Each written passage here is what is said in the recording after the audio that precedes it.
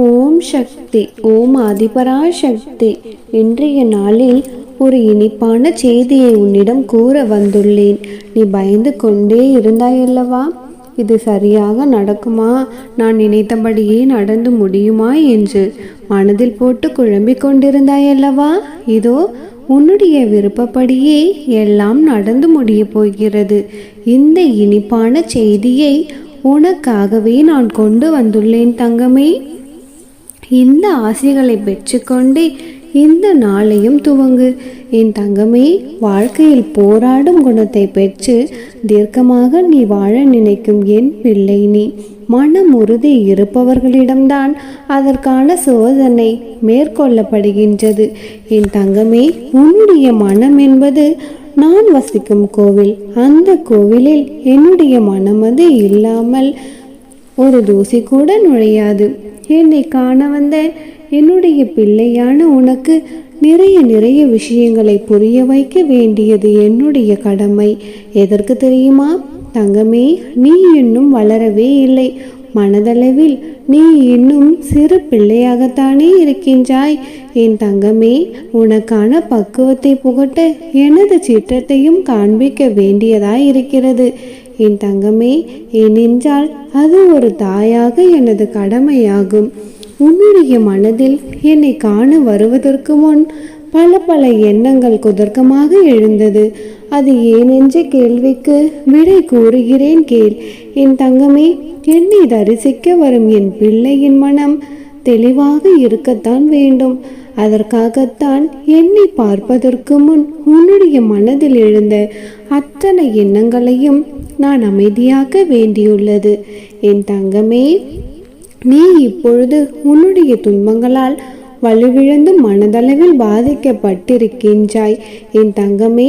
இந்த நேரத்தில் தேவையில்லாத எண்ணங்கள் உன்னிடத்திலும் உன்னுடைய மனதிலும் உன்னுள்ளும் எழ ஆரம்பிக்கும்.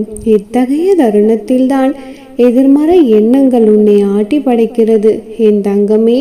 இது மாதிரியான துன்பங்கள் நிறைந்த காலத்தில் நீ மனதை தெளிவாக வைத்து கொள்ள வேண்டும் என் தங்கமே. எந்த ஒரு மாயையும் உன்னை ஆட்கொள்ள முடியாமல் பார்த்து கொள்ள வேண்டும் என் தங்கமே. இப்பொழுது உன்னுடைய வாழ்க்கையில் நீ ஆசைப்பட்டதெல்லாம் நிறைவேறும் காலம்தான். ஆனால் இந்த வாழ்க்கையை மேடு பள்ளம் இல்லாத இடமென்று ஒன்றுமே கிடையாது என் தங்கமே.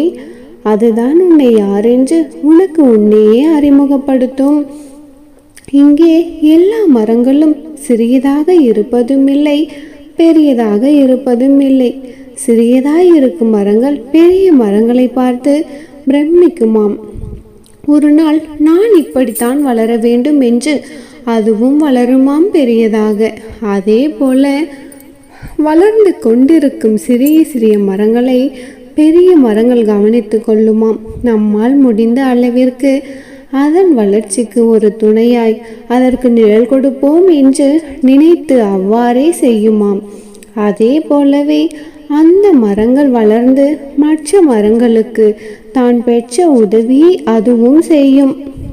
அவ்வாறே ஒன்றுக்கு ஒன்று உதவி செய்து கொண்டு நாளடைவிலேயே அது ஒரு பசுமையான மரங்களும் பூக்களும் நிறைந்த நந்தவனமாக மாறிவிடும். இங்கே முதல் மரம் நாம் வளர்ந்து விட்டோம், இது போதாது, வானளவாக வளர்ந்து நிற்க வேண்டும் என்று நினைத்து கொண்டிருந்தால் நந்தவனம் அங்கே தோன்றி இருக்க முடியாது. அது தரத்தை பார்க்கவில்லை. தனக்கு கிடைத்த போதுமான வளர்ச்சியில் மன நிறைவு பெற்று அடுத்தடுத்து சிறிய மரங்கள் வளரவும் உதவி செய்தது. அவற்றை போலவே தான் மனிதனும் எண்ணினான். எல்லோரும் வாழும் வாழ்க்கை நந்தவனமாக மாறிவிடும். நீ உன்னுடைய மனதிற்கு நன்றாகத்தான் வாழ்வாய். ஏனென்றால் நீயும் அந்த மரத்தை போலத்தான். நீ ஒரு பக்கம் வளர வேண்டி இருந்தாலுமே கூட மற்றவருக்கு உதவி புரியும் குணமும் நிறைவாய் உனக்கு இருக்கிறது என் தங்கமே. அதனால் தான் கூறுகிறேன், நீ நன்றாக வாழ்வாய். என்னுடைய பரிபூரண அருளும் ஆசீர்வாதமும் உனக்கு என்றென்றும் உண்டு என் தங்கமே. உன்னுடைய வாழ்க்கையில் நடந்த எல்லாவற்றை பற்றியும் என்னிடம் நீ வந்து சொல்லிக்கொண்டே இருக்க வேண்டும் என்ற அவசியமில்லை தங்கமே. ஏனென்றால் நடந்த எல்லாவற்றையும் நடத்தி கொண்டிருப்பவள் நான் அல்லவா? இது எனக்கு நடக்குமா, இது எனக்கு நடக்காதா என்ற யோசனைகளை பிறரிடம் சென்று கேட்டுக்கொண்டே இருக்காதே என் தங்கமே. நடக்க வேண்டுமா நடக்க கூடாதா என்று முடிவெடுப்பவள் நானே இங்கு சர்வாதிகாரி.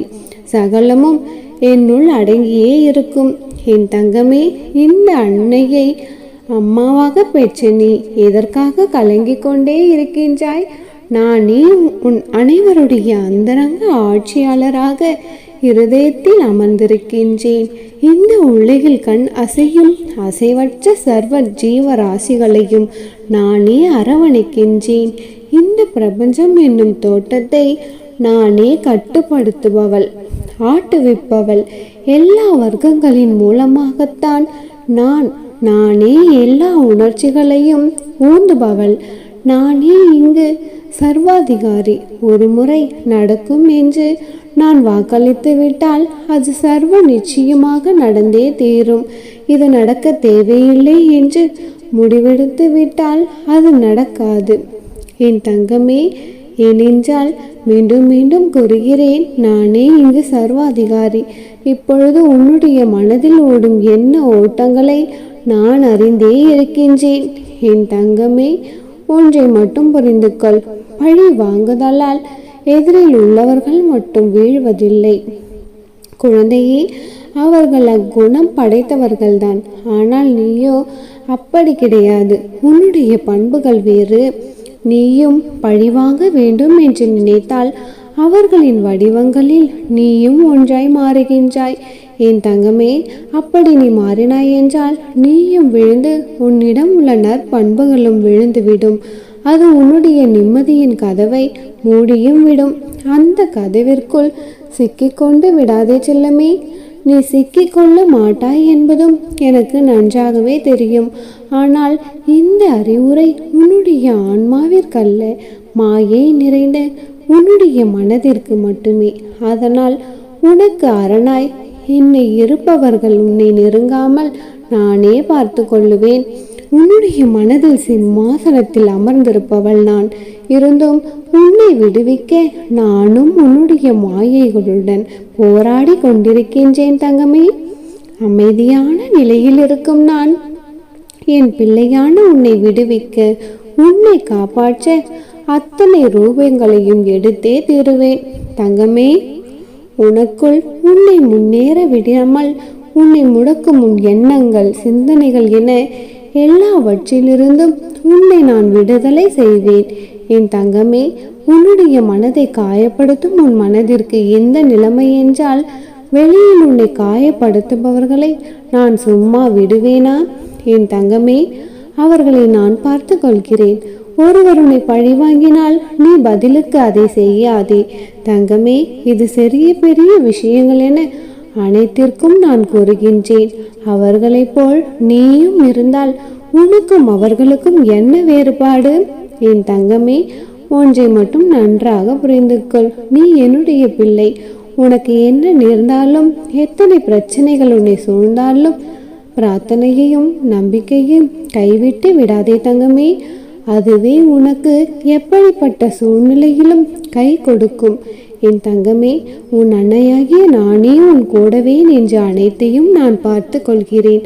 நம்பிக்கையோடு இரு. நல்லதே நினைக்கும் என் செல்ல பிள்ளையின் வாழ்க்கையில் நிச்சயம் நான் நல்லதையே நடத்தி கொடுப்பேன். அம்மனொருளால் இந்த நாள் அழகிய நாளாக நிறைவடையட்டும். ஓம் சக்தி. ஓம் ஆதிபராசக்தி.